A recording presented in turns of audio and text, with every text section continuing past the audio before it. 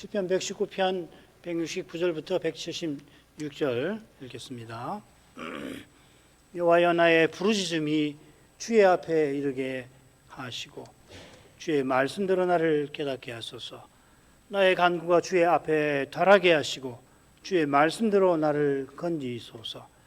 주께서 율례를 내게 가르치심으로 내 입술이 찬송을 발할지니이다. 주의 모든 계명이 의로움으로 내 혀가 주의 말씀을 노래할지니이다. 내가 주의 법도를 택하였사오니 주의 손이 항상 나의 도움이 되게 하소서. 여호와여, 내가 주의 구원을 사모하였사오며 주의 법을 즐거워하였나이다. 내 혼을 살게 하소서. 그리하시면 주를 찬송하리이다. 주의 규례가 나를 돕게 하소서. 이런 양같이 내가 유리하오니 주여, 주의 종을 찾으소서. 내가 주의 계명을 잊지 아니함이니이다. 시편 119편 마지막 연 살피겠습니다. 8행이 22번째 알파벳 타우로 똑같이 시작됩니다. 각 행 처음 낱말은 다 다른 낱말입니다만은 이 6 낱말은 똑같은 알파벳 타우를 써서 이 똑같은 동사 시제를 표시를 해요. 그래서 169절부터 175절이 그런데 169, 170절, 171, 172절은 완전히 똑같고, 그 다음에 173, 175는 시제는 같은데 이게 하나는 3인칭이고 이거는 2인칭입니다. 요거는 이제 73, 173, 175 그리고 174와 176은 시제가 다릅니다. 그래서 이 둘씩 이렇게 짝지어지도록 되어 있다는 것을 여기 살필 수가 있는데요. 자, 처음 두 행은 기도를 다루고 있죠. 부르짖음이나 간구. 다음 두 행은 찬송을 다룹니다. 찬송을 바랄지니이다. 노래할지니이다. 이렇게 됐죠. 그처럼 찬송을 다루는 이 두 행을 보시면은 찬송하는 기관이 내 입술, 내 혀가 나오죠. 찬송의 주제가 175절에도 물론 나오는데 찬송하는 이유, 그러니까 내 혼을 살게 하시는 구원에 있다 이렇게 경험합니다. 이런 내용을 고려할 때 이 두 번째 단락 그 찬송을 다루는 이 두 번째 171, 172절 이 부분도 시인의 고난과 붙어 있다는 것을 우리는 짐작할 수가 있겠죠. 그 현실이 처음 두 절에 나오는 시인이 부르짖는 간구와 붙어 있을 겁니다. 부르짖는 시인은 그처럼 주의 손이 나의 도움이 되게 하소서 173절에 구합니다. 이 간구는 그가 주의 구원을 사모한 심정에서 나오죠. 이런 간구와 심정은 시인이 이런 양같이 유리하는 처지와 붙어 있습니다. 시인은 주의 종을 여호와께서 찾아주소서 하고 간구합니다. 이것은 내 혼을 살게 하소서 하는 것이겠죠.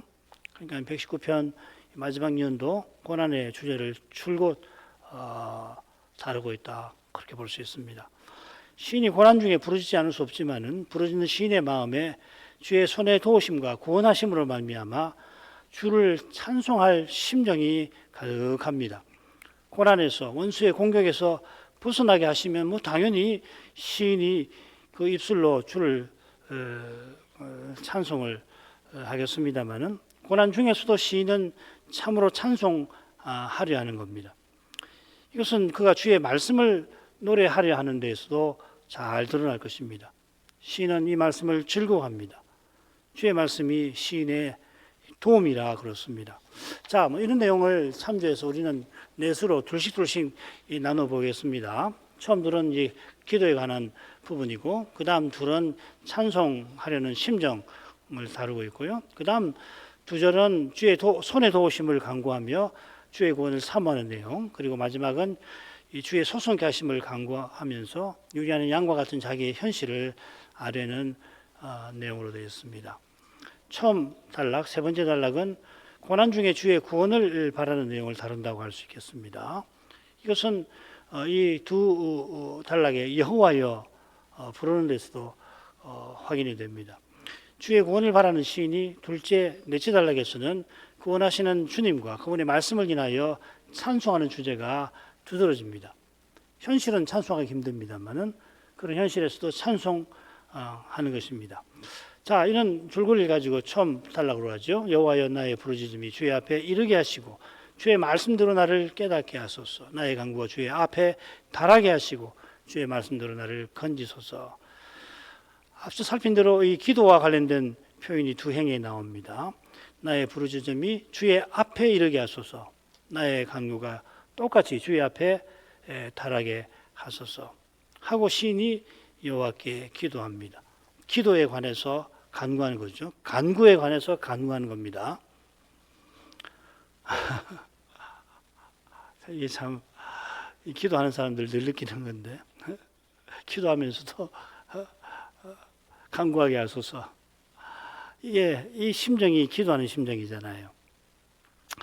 아울러 시인은 두 행 후반절에서 똑같이 주의 말씀대로 하고서 간구하죠. 깨닫게 하소서, 건지소서. 똑같이 말씀이라고 새겼지만 다른 낱말입니다. 앞에는 다바르고 뒤에는 임라입니다.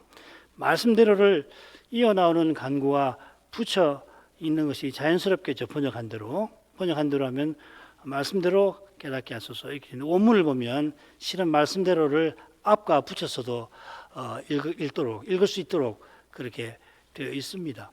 뭐 그렇게 읽지 않더라도 시인의 부르짖음 간구도 말씀대로 말씀을 따라 이루어지는다는 것을 보여주죠, 그죠? 이 시를 읽어보면 원문 읽으면 막 그림과 같이 이 내용이 배열되어 있는 것을 볼 수가 있습니다.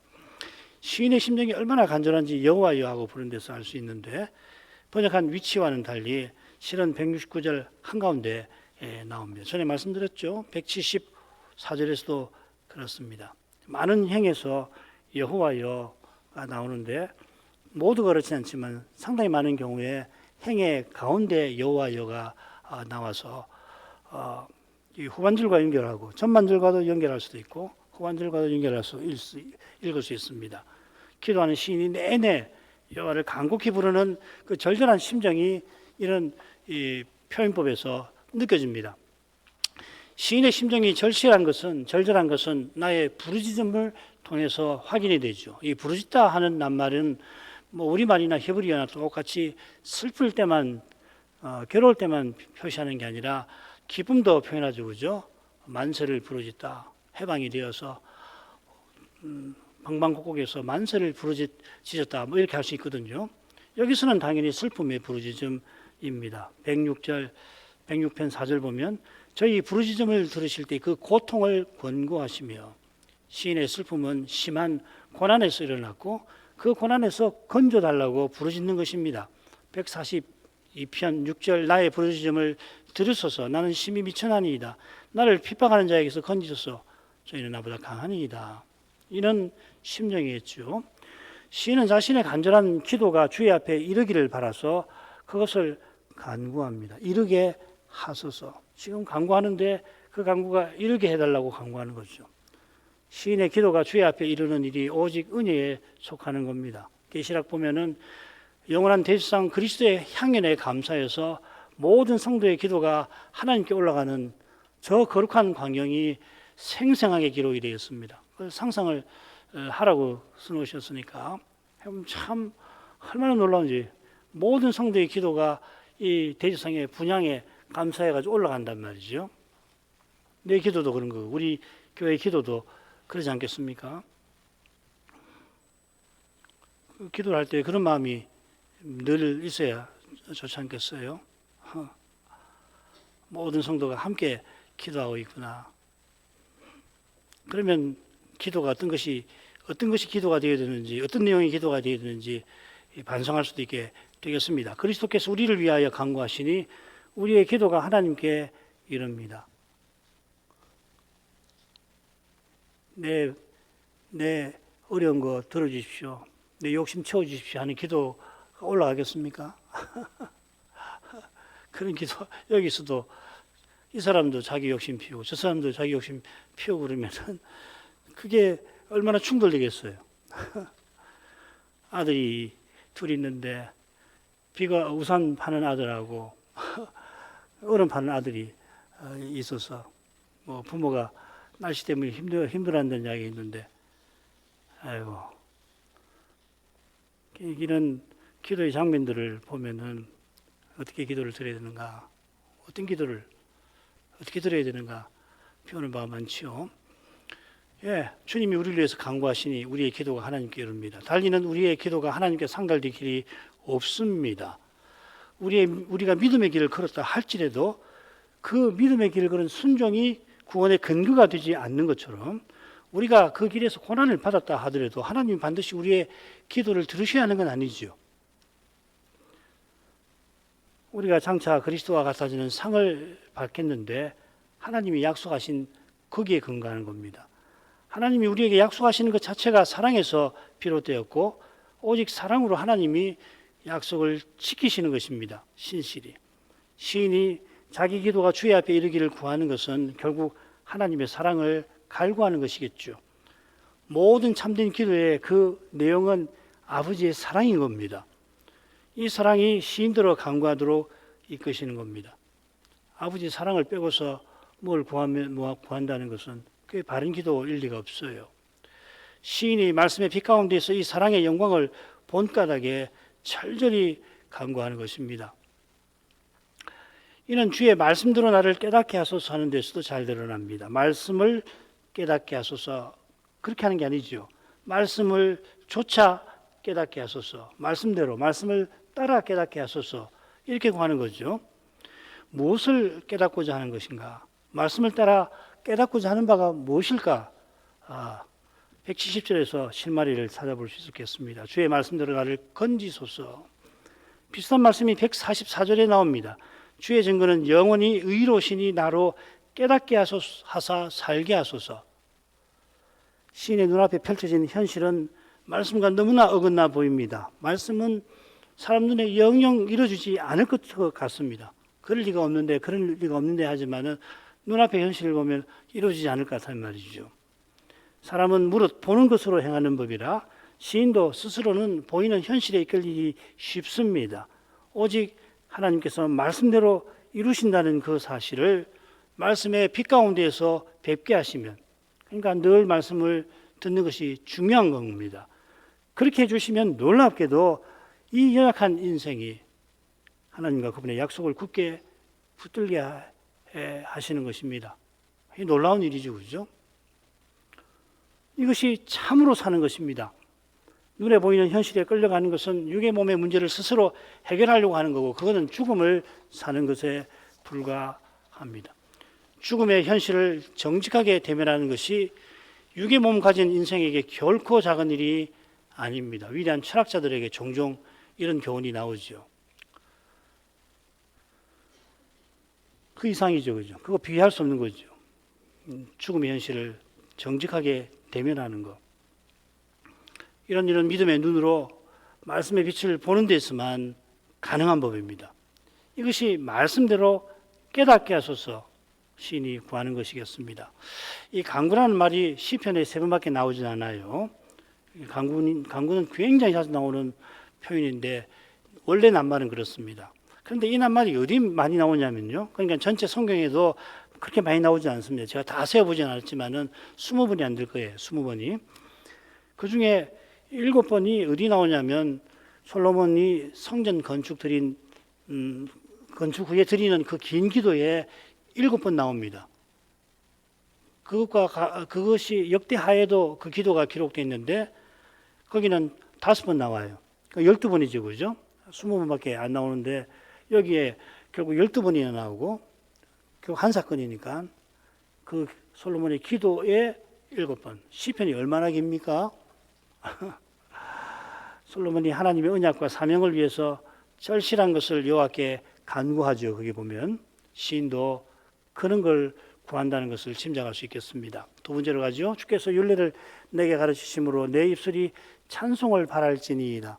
주의 모든 계명이 의로움으로 내 혀가 주의 말씀을 노래할지니이다.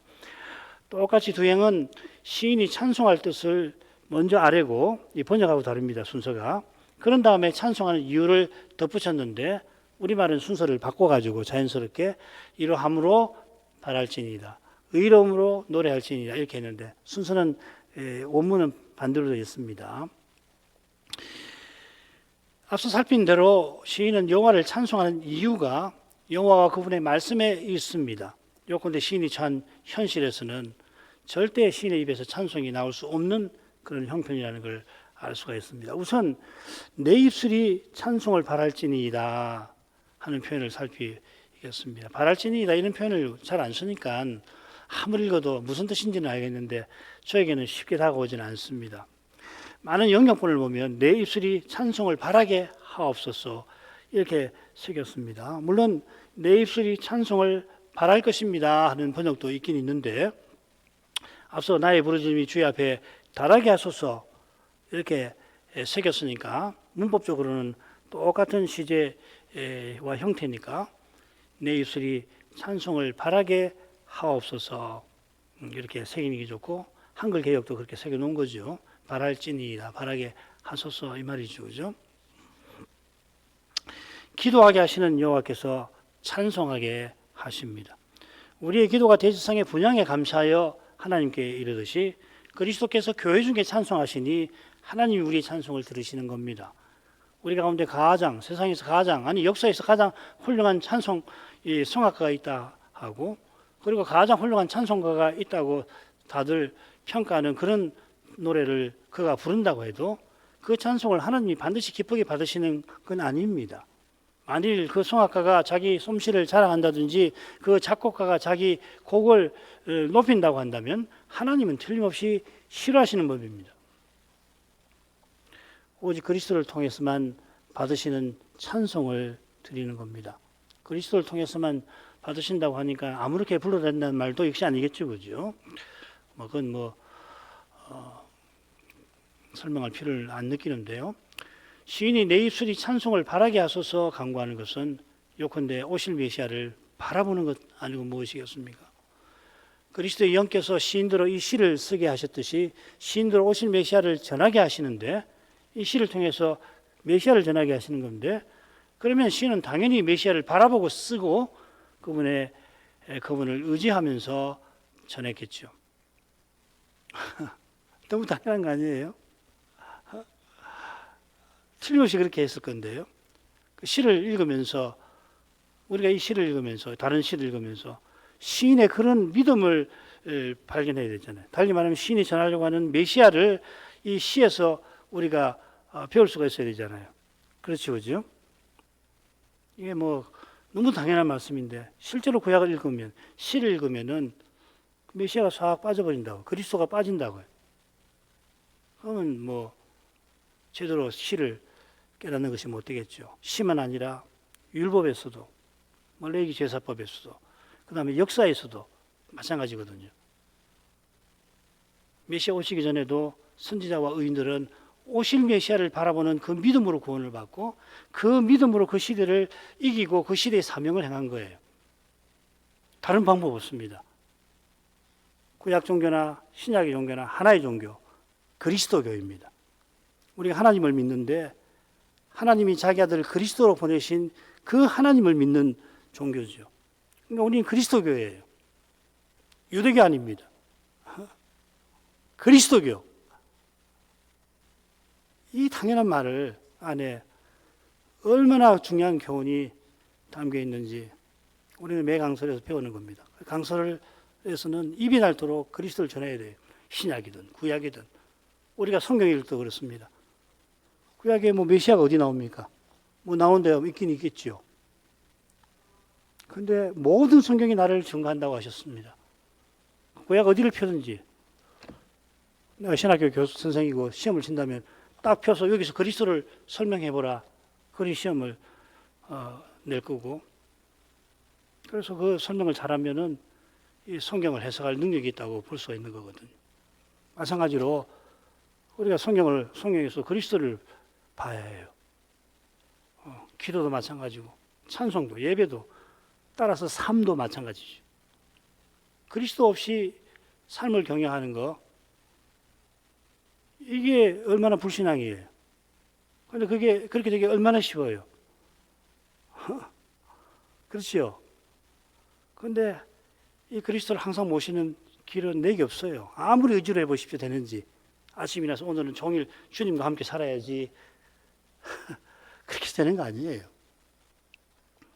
은혜의 방도가 중요하고, 그래서 예배가 참 중요한 겁니다. 예배에서 말씀과 찬송, 기도를 통해서 이 그리스도께서 어떤 분이신가, 주의 영광을 배우는 그것이 정말 중요한 것입니다. 너무도 당연한 것이고 다 아시는 거라고 생각을 합니다만은, 때때로는 너무 당연한 것을 너무 쉽게 생각하고 망각하기 쉬운 것이 사람이니까 특별히 강조를 했습니다. 달리는 시인이 원수의 공격과 죽음의 고난을 견디지 못했을 겁니다. 오실 메시아를 떠나서 원수의 공격에 허망하게 목숨을 잃고서 소명을 이루지 못했겠지요. 시편에서 이보다 중요한 주제가 없습니다. 그리스도가 가장 중요한 주제, 삶의 주제이기도 하죠. 시인이 찬송하게 하소서 하고 간구하는 이유는 주께서 율례를 내게 가르치시는 데 있습니다. 이 시편의 이 동사의 시제, 이게 현재냐, 과거냐, 미래냐 참 알기 어려워요. 그래서 영역본들 보니까 아닌 게 아니라 미래로 해석하는 데가 있고, 그건 매우 드물고요. 현재가 많고 과거로 해석하는 것도 있어요. 희한하죠, 그죠? 성경을 번역하는 건 아무나 하는 게 아니라 그 나라에서 이 성경 언어와 신학을 잘하는 분을 택해서 번역을 하게 하시는데 그런데도 세계로 번역이 나와요. 저는 히브리어를 아주 능통하게 하는 사람은 아니지만 제가 알고 있는 이 문법을 조치면 이 미래형입니다. 시인은 주께서 율례를 가르치실 것이라, 그래서 자기가 찬송하게 해주십시오 하고 간구합니다. 시인이 찬송하게 하소서 지금 간구하는 것은 주께서 나중에 계속해서 자기에게 율례를, 말씀을 가르쳐 주실 사실에 근거하는 겁니다. 이것은 주께서 찬송하게 하심을 보여주는 동시에 찬송하도록 말씀을 가르쳐 주실 것임을 잘 보여주는 것입니다.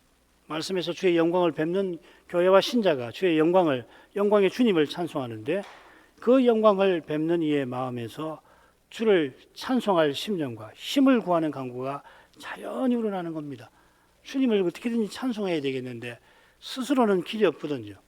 그러니까 찬송할 마음을 주시고, 특별히 이 고난이 늘 믿음의 길은 떠나지 않으니까 낙담되니까 찬송할 마음이 잘 안 생긴단 말이죠. 간구하게 되는 거죠. 172절에도 간구하는 이유가 나옵니다. 주의 모든 계명이 의로움으로, 주의 모든 계명은 의라서 그렇게 됐습니다. 이 말은 계명을 반포하신 주께서 친히 다 이루실 것을 가리키는 말입니다. 이것은 시인이 자기가 간절히 바라던 메시아를 여호와께서 틀림없이 보내주실 것을 바라는 것이겠습니다. 달리는 시인이 처한 현실에서 여호와를 찬송하지 못합니다. 우리도 마찬가지죠. 그리스도를 다시 보내주신다는 이 확신 없이는 이 죽음의 현실 앞에서 찬송 못합니다. 지금 교만한 자들이 시인을 죄인 만들고 주를 경외하는 자들이 선자를 멀리하게 만들었습니다. 이런 현실에서 신자가 스스로는 모든 기쁨을 상실한 채 두려움에 사로잡히지 않을 수가 있습니까? 원망이 속에서 일어나고 원망이 속에서 일어나는 그것 때문에 더 괴롭지요. 입에서 찬송은커녕 저주가 터져 나올 지경입니다. 입을 열면은 그냥 저주의 말이 쏟아질 지경입니다. 그러나 시인은 주를 경외하는 이들이 자기를 멀리하는 현실에서도 주의 법을 사랑하는 자들이 큰 평안을 누리며 전진할 그것을 소원하지 않습니까? 틀림없이 주의 말씀이 바닷물처럼 충일한 세상은 옵니다. 선지자가 전혀 필요치 않은 세상, 메시아의 영광이 충만한 한 날이 틀림없이 오고 있는 것입니다. 그날을 바라는 마음에서 찬송할 심정을 갈구하는 신비가 신비하게 나오는 것입니다. 시인이 이번에는 내 혀가 주의 말씀을 노래하게 하소서 합니다. 이 간구는 171절에서 주께서 율례를 내게 가르치실 것이라 고백한 것과 붙어 있겠죠. 주의 말씀을 노래하는 마음은 당연히 말씀하신 하나님을 찬송하는 겁니다. 말씀하신 대로 이루실 테이니 가르쳐주신 그 말씀이 시인에게 즐거움이 되는 것입니다. 174절에 그게 나오죠. 자, 그리로 가십시다. 내가 주의 법도를 택하여 싸우니 주의 손이 항상 나의 도움이 되게 하소서. 여호와여, 내가 주의 구원을 사모하여 싸우며 주의 법을 즐거워하였나이다. 찬송할 심정을 품는데 그 심정이 일어나는 시인의 마음은 주의 손의 도우심을 간절히 구합니다. 이 주의 손이 나를 만들고 세우셨다. 73절에 고백을 하지 않았습니까? 그처럼 자기를 주의 종으로 세우신 그 주의 손이 종의 소명을 이루게 해주시라 구하는 것이겠습니다. 주의 손이 만물을 지어내는 창조하는 그런 창조하는 거룩한 능력으로 시인을 종으로 세웠고 사람을 새로 짓는 것이죠, 그렇죠? 없는 데서 있는 것을 불러내시듯이 종을 세우시는 것도 종의 자격이 전혀 없는 그런 인생을 세우시는 거 아니에요. 주의 손이 대적하는 바로의 장자를 치고 그 대군을 물리치는 그런 강력한 능력으로 시인을 죽음의 고난에서 능히 건지시는 것입니다. 이것이 시인이 나의 도움이 되게 하소서 하고 구하는 내용일 겁니다. 참조로 우리 주님께서 귀신을 쫓아내실 때에 성신을 힘입어서 그리하셨다. 마태복음에는 그렇게 되어 있고요. 누가복음에는 주의 손을 하나님의 손을 힘입어 그리하셨다. 이렇게도 표현하고 있습니다. 그걸 보면 이 주의 손은 주의 성신을 상징한다 볼 수가 있겠습니다. 성신으로 기름 부어서 직분을 세우시고 그 성신의 능력으로 직분을 이루게 하신다는 그 말입니다. 시는 둘째 단락의 두 행과 같은 표현법을 175절에도 써서 주의 손의 도우심을 간구하는 이유를 대고 있습니다. 내가 주의 법도를 택하여 싸우니 173절이네요. 173절입니다. 아까 171절, 172절이니까 이 택한다 하는 동사가 119편에 한 번 더 나옵니다. 시인이 성실한 길을 택하였다 고백을 하는데 30절에 이는 거짓 행위, 거짓의 길을 멀리한 것과 붙어 있습니다. 29절에는 거짓의 길을 멀리한다 했고 30절에서는 성실한 길을, 성실의 길을 택하였다 고백합니다. 비슷하게 시인이 여기서 주의 법도를 택했다는 것은 사람이 스스로 무엇을 행하려고 하는 태도를 버렸다 하는 것을 암시하는 것 같습니다. 이 주의 법도라고 하는 말은 주께서 언약 백성을 권고해 주시는 방도로서 율법을 말하는 거죠. 주께서 언약 백성을 찾아오셔서 이 피쿠딤이라는 말, 바카드라는 말에 찾아오신다는 말이 있습니다. 그래서 그 형편을 살펴주시고 그리고 연약한 인생을 보살펴서 친히 언약을 이루어 가시는 거죠. 이게 하나님의 권고인데 그 낱말에서 이 피쿠딤, 법도라는 말이 나옵니다. 그러니까 법도를 택했다 하는 말이 뭔가 주의 권고를 의지한다는 말인 것입니다. 하나님 말씀을 의지한다는 이야기입니다. 시인이 주의 권고와 사랑을 의지한 까닭에 주의 손의 도우심을 간구하는 거죠. 시인처럼 늘 주님의 사랑을 구하는 이가 어려운 일을 만날 때 스스로 그 일을 해결하려고 들지 않고 곧장 주님의 도우심을 구할 수가 있는 겁니다. 자기가 해보다 안 되면 그저서야 주께 도움을 구하는데 뭐 그렇게라도 해야겠죠. 그러나 그럴 때 드리는 기도가 여전히 자기가 뭘 해보려고 하는 것일 수가 있습니다. 참 조심해야 합니다. 하나님이 그 마음을 모르실 리가 없죠. 주의 도우심이란 하나님께서 친히 구원하신다는 뜻이지 사람이 뭘 이루어 보려고 하는데 보조해 주신다는 뜻 절대 아닙니다. 이 성경에 이 엣제르라는 말, 도움이라는 말을 다 조사해 보면 항상 힘 있는 사람이 약한 사람을 돕는 데 쓰여요.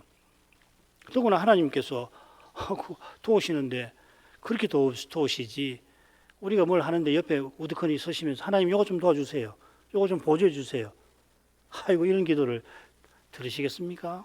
그런 기도를 드려서 되겠습니까? 그런데 그런 기도를 드리기가 얼마나 쉽습니까? 인생이 얼마나 연약한지를 깨닫는 이는 시인처럼 늘, 그러니까 평안한 때도 주의 권고하심을 의지하는 겁니다. 하나님 돌봐 주십시오. 과연 인생은 처음부터 자존하시는 하나님을 의존하는 존재로 지음받았습니다. 하나님을 의지하는 것이 사람다운 것입니다. 하나님도 판단하려고 하는 그런 독립적인 비판하는 사람은 사람다운 사람 아닙니다. 현대 사상이 말하는 사람은 사람다운 사람 아니에요. 인생이 얼마나 연약한지를 알면은 태초부터 하나님을 의지하며 살게 하신, 여기서 하나님 사랑을 깨닫게 되는 겁니다. 시인은 다시금 여호와여 간절히 부르면서 내가 주의 구원을 사모하였나이다 합니다. 이 사모한다는 낱말도 119편에 한 번 더 나옵니다. 시간이 나면은 이 시편에 119편에 두 번 나오는 이 낱말을 조사해서 연구하고 싶은데 40절에 나옵니다. 주의 법도를 사모하였사오니 나를 소성케 하소서. 구약 성경에 이 두 곳에만 이 낱말이 나옵니다.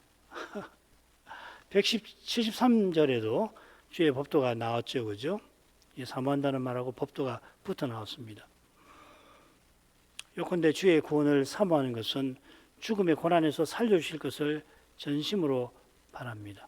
이 동사의 명사도 119편에 한 번만 나오는데 비슷합니다. 고난 중에 간절히 바라는 심정을, 주의 규례를 항상 사모함으로 내 마음이 상하였나이다. 여기 나옵니다.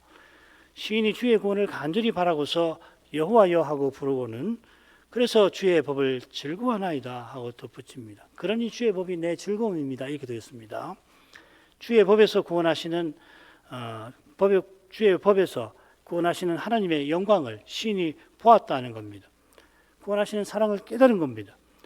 거기 지상에 참된 즐거움이 있습니다. 시인은 주의 구원을 간절히 사모하여서 그 심정이 상합니다만 팔복의 교훈처럼 그것이 복 있는 사람의 심정이요 태도인 것입니다. 애통하는 자는 복이 있나니. 시인이 마침내 말씀의 빛 가운데에서 이 신비를 맛본 것입니다. 주님의 말씀을 외우지만 시인처럼 원수의 거짓의 사지에 내몰리고 친구들의 외면에 외톨이 되면은 누구라도 슬픔에 잠길 수밖에 없습니다. 그러나 그 말씀에 빛을 비추시며 하늘의 평안과 위로를 내려주시면 시인처럼 즐거움에 이르게 되는 것입니다. 말씀을 가까이 하는 것이 실로 중요합니다. 자, 마지막으로 가죠. 내 혼을 살게 하소서. 그리하시면 주를 찬송하리이다. 주의 규례가 나를 돕게 하소서. 이런 양같이 내가 유리하오니 주의 종을 찾으소서. 내가 주의 계명을 잊지 아니함이니이다. 내 혼을 살게 하옵소서 하고서는 길고 긴 시를 마무리하려 합니다. 여덟 말씀업이나 말씀을 또 시킨다 하는 표현이 22연만큼이나 이 시에 자주 나오는데 거기 버금가게 자주 쓰이는 표현이 이 살게 하소서입니다. 혹은 소성케 하소서 16번이나 나옵니다. 원수의 공격과 고난의 현실에 관한 주제가 22연마다 나오는 것처럼 살게 하소서, 이 간구가 이 시의 핵심 교훈들과 붙어 있겠죠. 시인은 내 혼을 살게 하소서 합니다. 이 혼이라는 낱말, 네페시라는 말인데 8번 나옵니다. 8번 나오는데 영혼이라고 가장 자주 번역하고 달리 마음, 심령, 그 다음에 생명. 혼은 뭐 영혼이라고 할 수 있겠죠, 그죠? 그럼 혼을 따로 하면 5이 되고 혼을 영혼에 포함시키면 4개나 4번이나 번역합니다. 그만큼 흔한 표현이고 또 뜻도 다양합니다. 여기 왜 네페시를 썼을까? 저는 이어 나오는 찬송가 붙어 있는 것 같아요.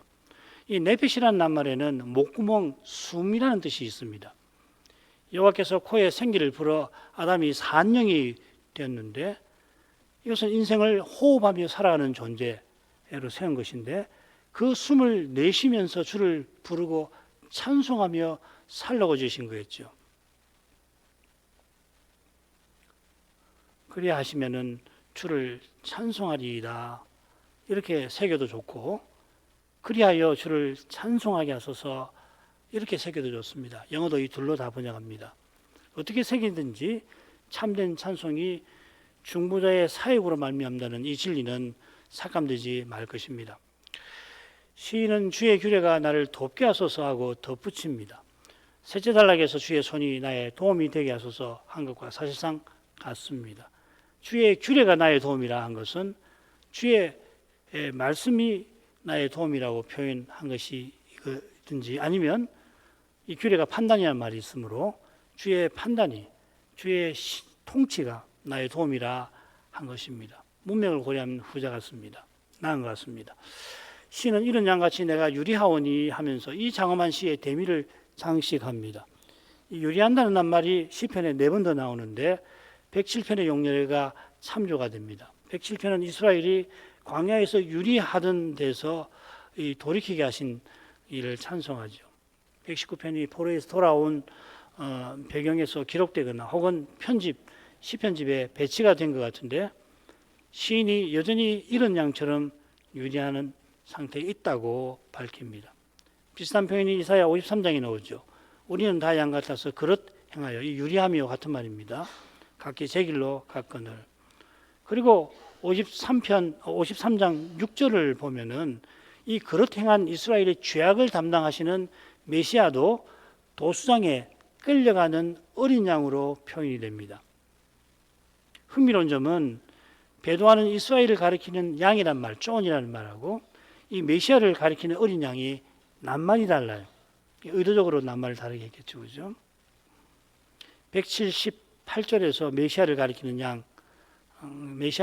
양이 178편에 여기 시인에게 사용이 되었습니다. 그러니까 시인은 오실 메시아를 예표하는 인물인데 원수의 공격과 고난의 현실에서 이런 양처럼 되고 유리하는 처지에 떨어졌다고 이야기하는 것 같아요. 시인이 스스로는 목자이신 여호와께서 이끄시는 양무리에 속해서 저 영광의 목표로 나아갈 길이 자기 눈에 보이지 않는다는 말이죠. 그 길의 백성을 인도하는 중부 직분자로 세움받았지만 스스로는 그 길이 보이지 않는 현실에 처한 것입니다. 시인이 사람의 눈에는 이스라엘이 광야에서 덧없이 유의하는 것 같습니다. 앞서 자기가 포로 잡혀가기 전에 그릇 행한 것을 고백했는데 지금은 말씀을 쫓아 살아갑니다마는 그의 현실은 그릇 행하여 포로 잡혀가던 그때와 다를 바 없이 보입니다. 그러나 시인은 나를 찾으소서 하고 간구합니다. 이는 내 영혼을 살리소서 하는 것이겠죠. 이 나를 찾으소서, 에스겔 선지서에서 이 말이 중요하게 나오는데, 선지자는 여호와께서 악한 지도자들 때문에 길 잃은 양처럼 포로 잡혀간 언약 백성을 여호와께서 찾으실 거다 하였습니다. 길 잃은 양이 스스로는 양우리에 돌아가지 못하는데 목자이신 여호와께서 찾아서 돌아오십니다. 이런 약속이 있으니 시인이 나를 찾으소서 한 것입니다. 그처럼 그가 나를 찾으소서 하는 것은 주를 경외하는 이들이 주의 말씀을 사랑하여서 큰 평안 가운데 아무 장애 없이 살아가는 저 영광의 목표를 향하여 나아가는 그것을 구하는 것입니다. 참 아름답죠, 그렇죠? 주께서 앞서 나가신 저 복된 나라는 그리스도 안에서 하나의 새로운 사람으로서 살아가는 나라이고 주인이신 그리스도께서 종인 우리를 섬기시는 사회입니다. 얼마나 아름다운 나라입니까? 시인이 이처럼 간구하는 것은 주의 계명을 잊지 아니함에 있습니다. 주의 계명이 가리키는 오실 메시아와 하나님 나라를 그가 늘 마음에 새기고 살아간 까닭에 사람의 눈에는 자기가 보더라도 그가 사나운 길 잃은 양이 사나운 짐승에게 잡아먹히고 그 자네가 쓸쓸한 광야에 뒹굴 것 같이 보입니다마는, 그러나 시인은 믿음의 눈으로 고난의 현실에서 주의 계명이 온전히 이루어지는 저 복된 장래를 바라보는 것입니다. 주의 종을 찾으소서 한 것처럼 저 복된 장례로 여호와께서 그 장례를 가져오시는 일에 자기도 쓰임 받기를 바라는 것입니다. 우리가 이 시에서 이 시대를 살아가는 교회와 신자로서 이런 믿음을 배워야 올 것입니다. 기도하겠습니다. 거룩하신 아버지, 구약 시인이 길고 긴 시를 무려 22년에 걸쳐서 여호와께 고백하는 이 위대한 시에 관해서 다 살필 수 있게 하시니 실로 감사드립니다. 이 시만 아니라 모든 시편이 곧 오실 메시아를 바라보며 믿음으로 고난의 삶을 죄와 죽음의 현실에서 어떻게 성신을 의지하여 말씀의 빛 가운데에서 살아가는 것을 우리에게 증거합니다. 이로써 시편도 모세의 율법과 선지자들과 더불어서 오실 메시아를 우리에게 이처럼 생생하게 보여줍니다. 메시아께서 십자가에서 돌아가시던 순간까지 시편으로 기도하신 그 뜻을 늘 생각하게 하시고 그 간절한 기도를 통하여 우리의 영원한 구원이 얼마나 신비하게 이루어지게 하셨는지를 우리 일상에서 죄와 죽음의 현실을 정직하게 대면하여서 터득하게 하시옵소서. 그리하여 이 몸에서 이 짧고 짧은 생애를 살아가는 이 우리의 삶에서 그리스도의 의타심이 드러나고 그리스도께서 아버지의 뜻을 다 이루어 나가시는 저 원대한 일에 이 연약한 우리를 써주시기를 소원하는 심정에 늘 이르게 해 주시옵소서. 예수님 이름으로 기도합니다. 아멘.